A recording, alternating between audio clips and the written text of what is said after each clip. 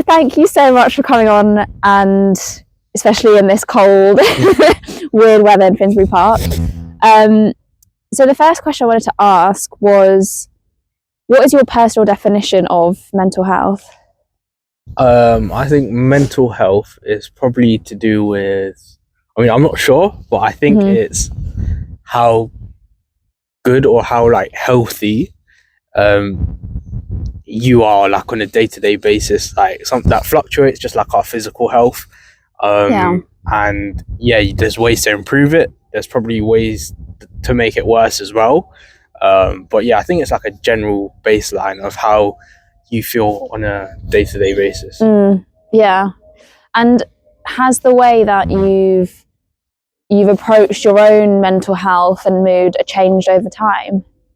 I think sports coming into my life definitely taught me about the value of like kind of making an effort to improve your mental health, because before that, if you are pretty like stagnant, not doing really anything much every day in life, like you might get pretty bored. You'll just get stuck in, like some people call it, like in a rut of like the day-to-day. When you grow up, it's the rat race. When you're younger, it's just like looking at things online and trying to live up to those expectations. But then when you have another outlet like sports, and like for me that's running, there's a different angle to mental health where you don't get caught up in the day-to-day things that other people might worry about, because you have an outlet. And you say like you mentioned being stuck, because I think that happens at so many points in life, like to a small extent of, I just don't know what to do today, I don't have the motivation, and it can feel quite sticky then, but also with bigger things as well, like life changes or longer periods of feeling stuck as well. And I think, especially because now we're in January, I feel like a lot of people have like a lack of motivation to even get started with something physical, because maybe they've been out of it for such a long time, or there's more barriers now, like I don't know, like bad weather or just lack of motivation. So what actually helped you to get in, like take the first step to get more into physical health? I think the first, like one of the big things is seeing people who've already done it, and how like crazy and incredible sport can be a vehicle to improve your mental health, improve your overall life, create connections, like meaningful connections. You just feel more kind of like present, like day to day, because it also teaches you the importance and like value of life. You're looking after your physical and your mental health. And I really wanted to pursue like something that would improve me like overall, instead of just being, nothing wrong with how I was necessarily, but I wasn't doing anything that I enjoyed. I wasn't I wasn't achieving goals. I was just like, what are you doing every day? Like, what's going on with life? Like, is there something bigger to chase? There's not chase, but something bigger to achieve and go after. And running helped me to do that. And you said, like, because you were looking at other people that inspired you, what was like the first step you took then to kind of, getting out of that feeling of being stuck? And the first thing I did was I joined a boxing gym. Like, I was like, I needed running wasn't the first thing to be honest. Like, it started with boxing. I needed an outlet to channel, I don't know, like when boys are growing up, like there's aggression, there's like so many different things you're thinking about, and you're like, there's somewhere that it needs to go, and somewhere try and make it as positive as possible. And boxing is it's a sport, it's about fighting, but you can use it in a positive way, being solely for fitness. So I never competed, just like the idea of box fitness. So that was the first step I made to just being like, I need to get on a path now. I need to do something that will improve my mental and physical health. And did you know that it would improve your mental health at the time, or was it, like you say, did it feel more like an outlet and something to release that like kind of pent up aggression? At the time I wasn't using it for my mental health. I was using it more and I wanted to lose weight. And the second thing was, it was an outlet mainly, from like every single day, like just being able to just go to the boxing gym. It was a bit of a travel, but like, I was like, it's worth it, you know, got great people around me, able to just like, do fitness in a great way, and just channel something, like put something somewhere, try and make it positive as possible. And I think that's quite common as well, isn't it, that when you're young you're often taught, or there's you're often taught that doing exercise is a way to lose weight, probably from unhealthy role models that we all had when we were younger, and not necessarily that sport is something that you need to do for your mental health as well. So then when did you notice that it was just helping overall, like beyond the physical aesthetic side of things? So I think boxing was mainly, like at the start it was the physical side, and then as I was just like, I was getting stronger, feeling more confident in myself, kind of losing more weight. So I think it shouldn't just be a physical thing, but that physical thing translated into like a mental representation of yourself. It definitely improved how I thought about myself, and then that went to running, and then the like places and like the locations and things that running's taken me to, being in those settings, I'm like, wow, like this is what sport can do for you. Like, just being out there, not really, when you're out on a hike in like Wales and like it's a sunrise, like nothing else really matters in life. So it's like, if you can go to those places, and that will literally improve your mental health just in itself. For sure. And it feels like it kind of opened the door to then that confidence, and then that confidence like led to more opportunities, or like taking more opportunities.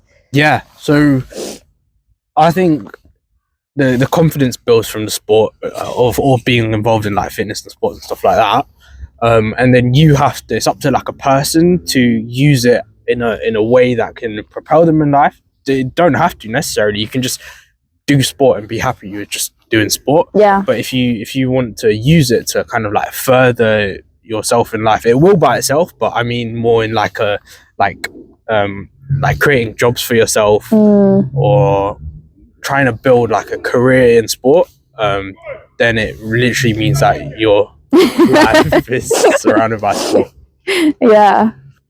And I guess it can lead to so many things, like how you feel about yourself and how you feel about the future and career. And you also mentioned at that times in boxing it was that routine of like getting up and traveling as well, and I think that's what sport can often do to your mental health, is make you feel a bit more accountable to yourself and like a bit more disciplined, and I guess also showing up even when you don't want to. And I feel like such a podcaster here, like an interviewer, but I did read your article that you did with Sarah. Was it? Because I was like, because you're online, so I was like, there is stuff about you online, and I was reading that, and you were talking about motivation, and that's a massive thing when it comes to sport, is just doing something even if you don't feel like it. So, runners, sprinters. Oh my god, up the hill. They look fast. Sorry. So, have you noticed that? I mean, you must have noticed that times where you just don't feel like being active, but you do it anyway. I mean, like it's inevitable. Like anyone on their journey, like whether it's like business or sport, like anything, you will not, there's things like you won't want to, you just be like, I can't be bothered, like even in day-to-day life. But it's about how you can, I don't know if this is mental health, but it's like that mental toughness, like that grit, and like being okay, I'm just gonna like push through, I'm going to do this now. And I think last year I wanted to make sure, or actually coming into this year, I wanted to make sure that there's more of that balance between obstacles stopping me from being like optimum in my mental health, like, you know, work, school, things get like involved, and you want to still be able to work at your best in terms of mental health. So I think that motivation will come and go, but if you have that right balance, there'll be the things, self-discipline, that will help you to kind of push and become mentally tougher. Yeah, exactly. And because I know you said it's not, like, mental health is such an umbrella term, isn't it? And if that, like, that's why it kind of means different things to different people, because there's such a spectrum of it.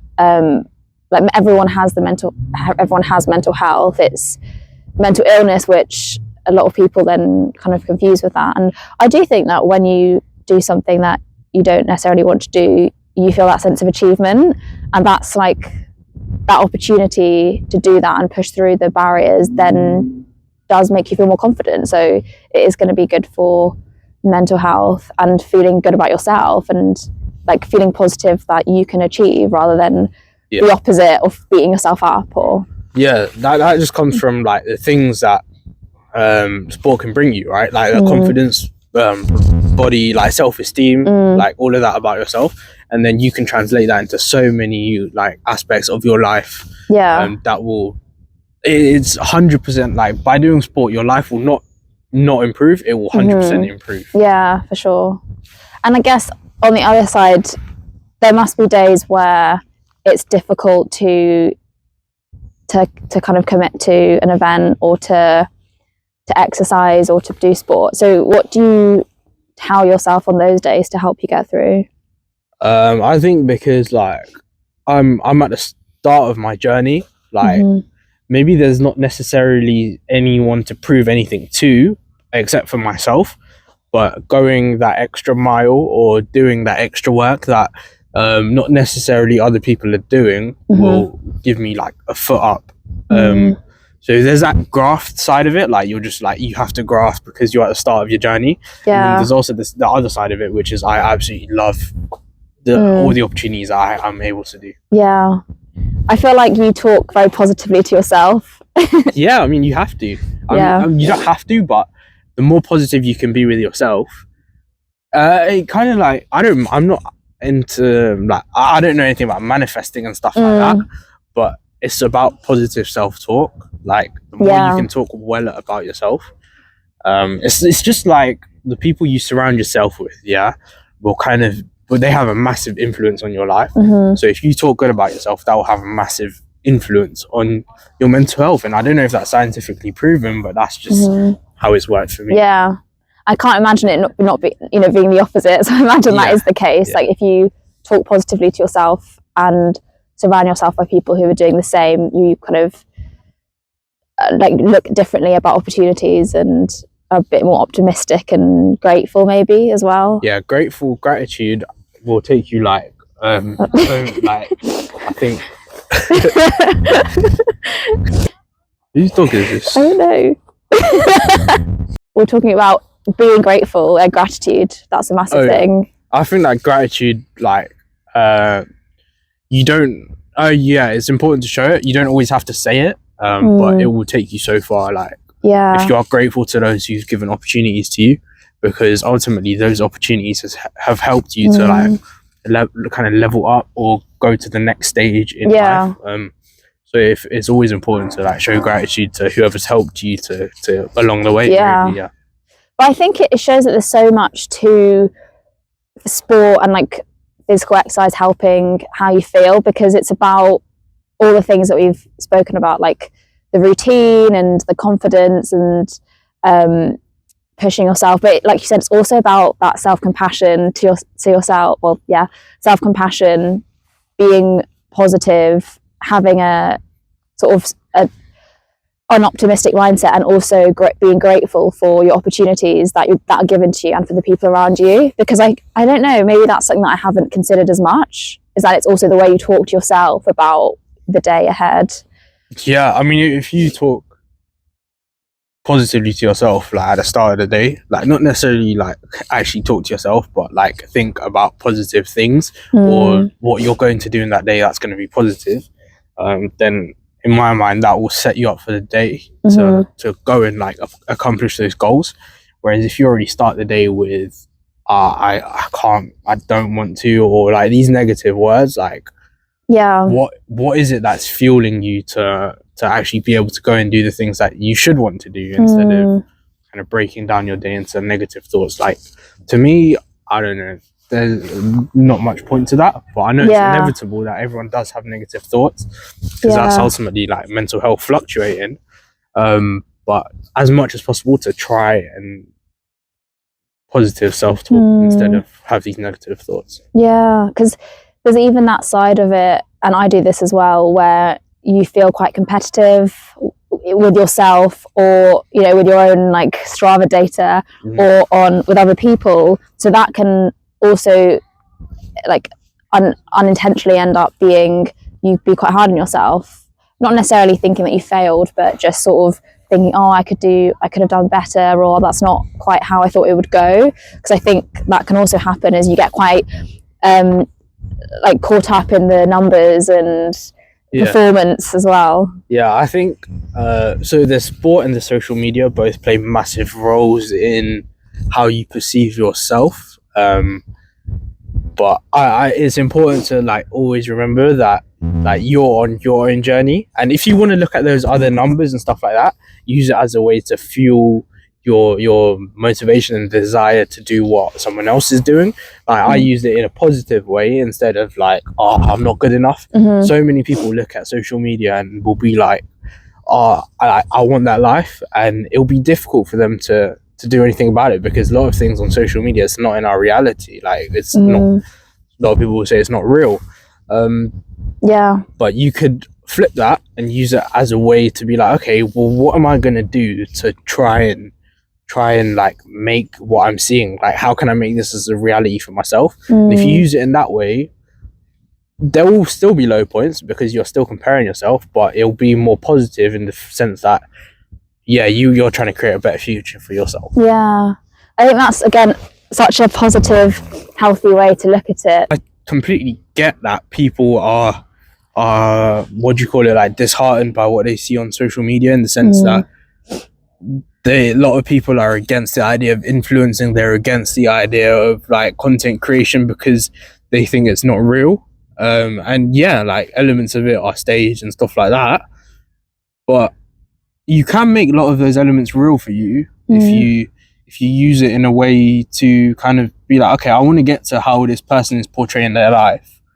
Maybe aspects of it are real. How can I get to doing that? And no doubt some of them will be real, which is why they're able to create this type of content. But a lot of people will just adopt the idea that I can't, that's out of my reach, I can't do that. Whereas I'd personally adopt the idea of like, okay, well, how can I get to what this person is doing? I think that's so healthy, because it feels like you've like trained your brain in a way to have like the automatic reaction is using it as motivation, not the automatic reaction of, you know, comparing and feeling sorry for yourself. Yeah, but also it comes back to sport. Like if you have a goal in sport, to run a half marathon, like that's not just going to come by itself. You have to do something to get there, right? And that's why there's so many transferable things between sport and real life. You know, you put the work into to do the half marathon. You can also put the work into to create this life or that you're seeing on social media. And I mean, it might not be the perfect picture or reality of what you're seeing, but look, like you're doing something better than you were before. Exactly. You're one step closer. Like when people don't start, like they're never gonna know if it could work or not. So you're actually starting something. You're not losing out on anything, even if it doesn't work out. You're losing a bit of time, but you're gaining loads of things along the way as to whether that's starting a business and you think it's gonna work but it actually doesn't work. You learn so many things along that way. And it's that I feel like all of it comes back to that idea of being focused and like focusing on your own goals and not being too swayed by what other people are doing and too swayed by what social media is as a goal, as an aim, like why it was created, but just still coming back to your own kind of motivations, and keeping that focus is probably really important for that. Because like you're on your own path. Definitely use other people and social media as a guide to help steer that, but ultimately like you're in control. It's up to you to do what you want to do, and there's influences not influencers, but like there's things, external things that can help you like go whichever way you want, but ultimately it's up to you. So yeah, just take everything with a pinch of salt as well, because like not everything is so real. But, definitely try and use that to steer to create this route that you want to take. I think, Nice. Social media. Yeah. What is your relationship to social media? I think it can be a force for good. For me, actually, I'll talk about for me. I think for me it is predominantly a very positive thing, because I use it to work. I use it to kind of like self-improvement, and I use it to kind of create a kind of life that I want. And so it's because you're quite active on social media, I think, on like Instagram. I only have Instagram, so I don't know about the others. Predominantly Instagram. I mean, do you have times where it does impact how you feel mental health wise? Like, being honest, I can't remember the last time it did negatively impact my mental health. Okay.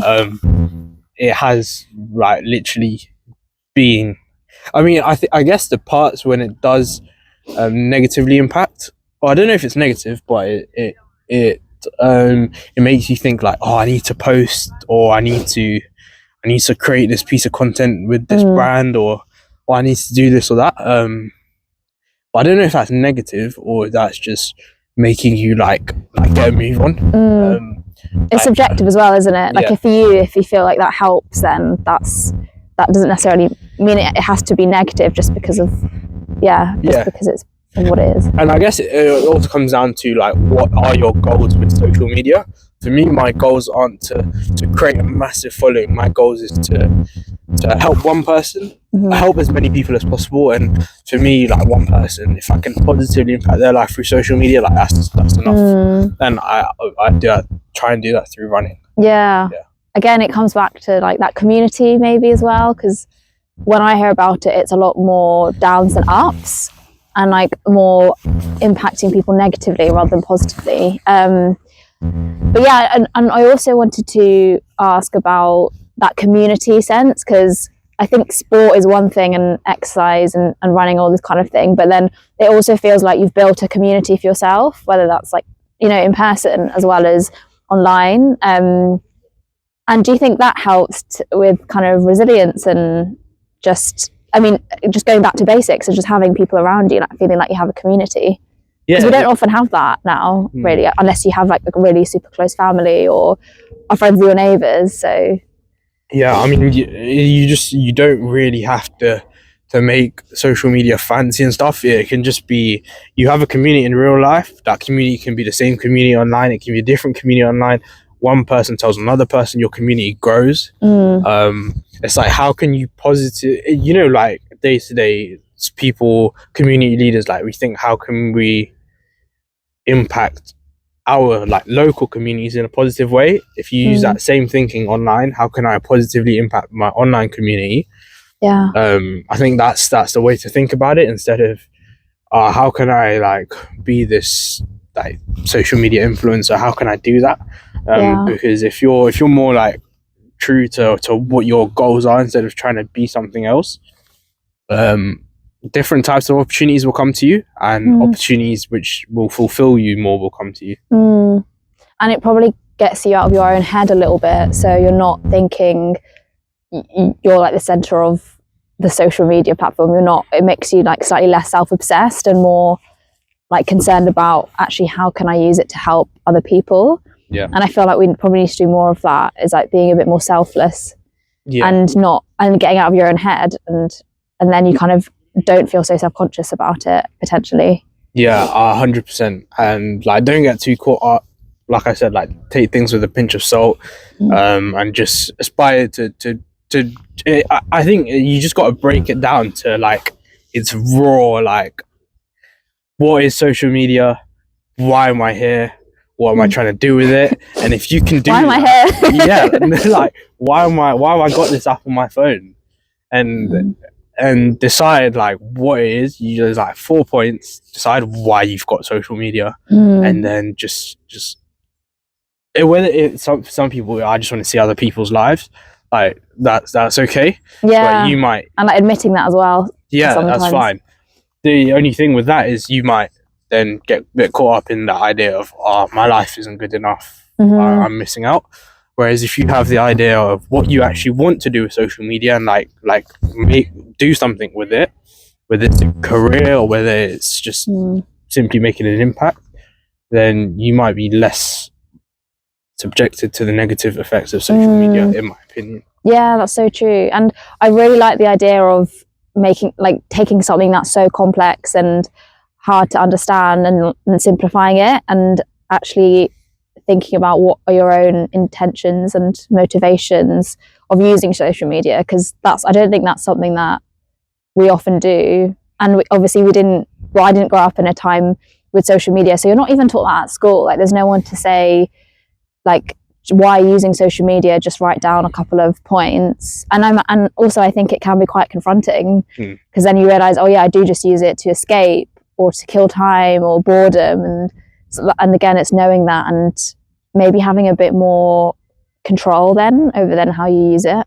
Yeah, I think it's completely fine. Like as long as you're able to understand that, internalize that, and admit that with yourself why you're using it, like that's completely fine. Yeah, it doesn't have to be something you're constantly thinking about. Oh, what am I using it for now? Like what? It's not like that. Like obviously goals change over time. At the start someone might just use it because all their friends are in it, but over time they might be like, okay, I actually want to like create something for myself on social media. Yeah, and then like that's okay, and then at that point you just reevaluate why am I here on social media. And yeah not in life. no we've all got a bigger question. Yeah, that's true. Should we talk about young people? Yeah. Do you know what, when you hear like celebrities talk to young people on TV, I always find it slightly patronizing, you know, and they're like, oh, you're only like 18, you're only 16. So I'm going to try not to do that, because I do find it patronizing. I know it's probably not intentional, but I guess young people and mental health, young people's anything from like 13 to 25 now, or obviously it depends how you feel, but that's kind of how health services tend to categorize it. And there's a lot of more young people nowadays are coming forward to say that they're struggling with something and accessing services a lot more, and there's, imagine, lots more difficulties with social media impacting young people's mental health. But I guess from your perspective, I'm curious as to whether you think that, do you talk about it more with your peers now than you did when you were younger? Like, is it more of a conversation that's happening? To be honest, like we don't really talk about it. Like we're obviously scrolling on it, like when we're going on the bus to school and stuff like that. But there's not. I mean, sometimes it'll be like, oh, did you see what this person said? Like a famous like streamer or celebrity or something like that. But we never talk about the negative effects of social media. Yeah, I don't think so. And I guess, do you, apart like with social media and also just generally about how you feel, like mental well-being, whether that's change of emotions or stressful periods, do you feel more open to talking about those things as well? I think for me it depends on the closeness with the person. So with like one friend, we run together or like all the time, and I've known him since I was in year 1, so that's like, I can't do the maths, 11, 12, 13 years now. 13 years. Like we can talk about like whatever, anything. Like there's no boundary, literally. And like we can chat about like change in emotions, like if things are going on, if like things are difficult. So yeah, like there's definitely like friends that I can chat to about like issues like I'm facing or the issues they're facing. And yeah, it's open. It depends how much you can relate with a person. Yeah, that's true. Yeah. And because certain things make you more likely to be open, be yourself, be a bit more candid, and then other things can shut you down a bit more, or like you said, it could even just be the relationship with the person and not being as close. But is there anything that, like maybe thinking about that specific friend, like anything that helps to be a bit more open and be a bit more yourself? What can help be a bit more open? I think participating in activities together. There's things that, so for example, a few years ago, I mean, this isn't something that you do with your friend, but a few years ago, Gymshark, they opened a barber shop because they saw that a lot of men openly talk to their barber about issues that they're facing. So being in places where you feel a connection, a barber is someone who you might go to like for a long period of time, like kind of regularly, so you've built that relationship connection with them, whether it's like even seeing them, I don't know, once a month, once every few weeks. That's so true. You're still able to chat to someone, so you don't always have to see someone. I happen to see this, I've made that run with like every single day, but you don't, that's not necessary. You just have to just maintain open conversation, I think. Yeah, I love that idea of going, that kind of whole initiative of using the setting of going to a hairdresser or barber as being a really like safe, chilled space where you can just talk really openly. Because I guess you sit quite still when you get your hair cut because you want them to do a good job, so you're sort of maybe a bit more calm as well because you're not kind of so jittery or fidgety, and you're facing the mirror, so you're not looking at each other directly, and you're there for quite a long time. There's nowhere to go. And there's also like, okay, let's not have an awkward silence, like let's just chat about life, you know? So it gets a bit more loose because of that. That's so funny. And I think also doing those things where, you know, you might want to just go away with a mate to, like, I don't know, me and my friend, an idea could be to go to the Lake District for a weekend and just like hike, run, do things that we have in common, and things will just come out in these times when you spend together, and that will like layers to a friendship, and that will just build layers, I think. It's like that, having more quality time and closeness as well. Yeah. Tony Blair.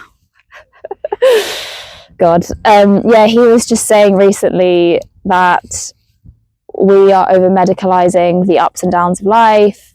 And then I've also, again, just general curiosity about whether you think young people do self-diagnose more. And I'm not agreeing with what Tony Blair's saying. Obviously, I'm like a therapist and I want people to reach out for support, especially when, you know, early on when things start to get worse, and not leave it to last minute. But do you notice that young people are self-diagnosing more? I think there's 100% is an increase in, like, you know, how like what we define the mental health of a young person is. Like, there 100% is a decline in a lot of groups of young people. Yeah, there is. I think in terms of what Tony Blair said, there's a balance in between what is like what do you call it? How do I say this right? What? Like, what is actually, okay, I need help. And what is, okay, this is just like a rough patch and I'm gonna get over it by myself. Like, there's a balance. And having social media and stuff like that, it inevitably does make it more difficult to define whether it's a rough patch or you actually do need to seek help. So, and it's also, everyone's got their unique life, so it's not one category fits all. Like, it's not like that.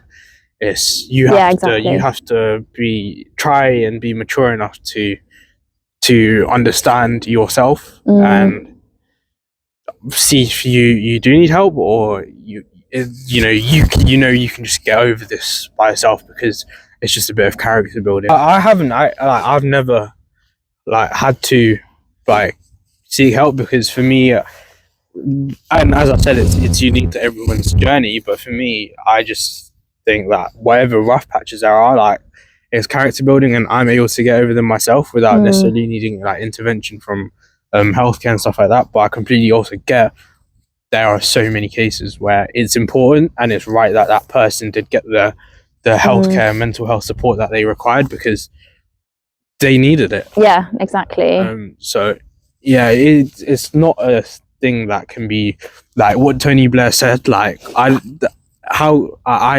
don't think it can be generalized because everyone has their own things in life, and so there's like so many different like challenges people face. Yeah, it's not the same for everyone. So yeah, exactly. I don't think like it can be said, oh, we're spending too much on what did he say? He's just said we're overdiagnosing and medicalizing the ups and downs of life. Yeah, so like I don't know how that can be generalized, because what's an ups and downs to someone else might just be I actually need help. Exactly. It's so subjective. Is there anything that you wanted to talk about? I think that there's nothing specifically I want to talk about, but it's so always, especially since I started doing sport, it's interesting. I don't look into the science of it, but it's just interesting to observe how your life can literally improve. Yeah. Just because of something so simple. Yeah. Just like being. I think like these like key things, being outdoors every day, like getting time outdoors, which I make sure it happens because outdoors is so good for you.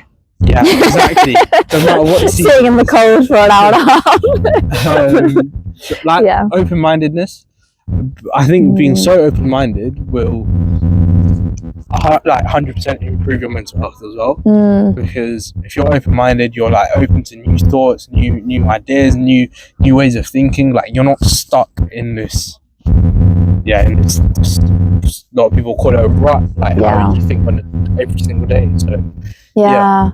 And a lot of people say you never feel worse after doing sport or exercising or some kind of physical activity. Like you always feel a bit better, and if you don't, you kind of feel like you've accomplished something or have at least tried to do something about however you're feeling before. Yeah, and that's about the science of it, isn't it? I don't really know. I know it's hormones and you're just feeling it and experiencing it. That's good then. There's no point if you're feeling it and experiencing it, then it's you can tell it's helped in so many ways, and it comes into basically everything that we've spoken about, well-being and keeping stable, keeping things a bit more balanced, but also being more confident in yourself and exuding positivity and being a better person for other people as well. Yeah, exactly. Just as simple as possible, isn't it? You feel good, that's all. That's cool. Just keep doing whatever's making you feel good. Yeah. That's positive for your lifestyle. Yeah. So true. Lastly, because we're cousins, and I was like, this is such a fun opportunity to talk about men's mental health, but also with that coming, just opening the streams of communication a bit more. So, and objectively, and kind of not naming any names, but in our family and just in families in general, do you think there is anything that we can do to speak to men a bit more openly, but also just provide that supportive environment? I think it comes down to just having a sense of openness. If you're a lot of families might not feel like they can be open with their other family members, so it's ultimately about a culture in creating it's okay to talk about issues you're facing. Culture is the deep-rooted thing in almost everything. You have to create this thing where people feel comfortable. If you feel comfortable, then you talk about it. I think it's irrespective of age as well, because someone there's 60-year-old men in our family and there's 15-year-old boys in our family, so they'll still have problems. Irrespective of age, it's still good to talk about things like that. Yeah, and I guess is there a way that we can set the tone? And again, not putting pressure on you, but if you have any ideas or anything that you've thought about to actually create that culture. Well, I mean, it always comes to sport for me. Mhm. Like, how can you get someone like in your family to, who knows, maybe go on a run with you? How can you get someone in your family to, like, for example, we go. I mean, I haven't, but like we've gone to like Three Peaks, stuff like that Yeah. together, right?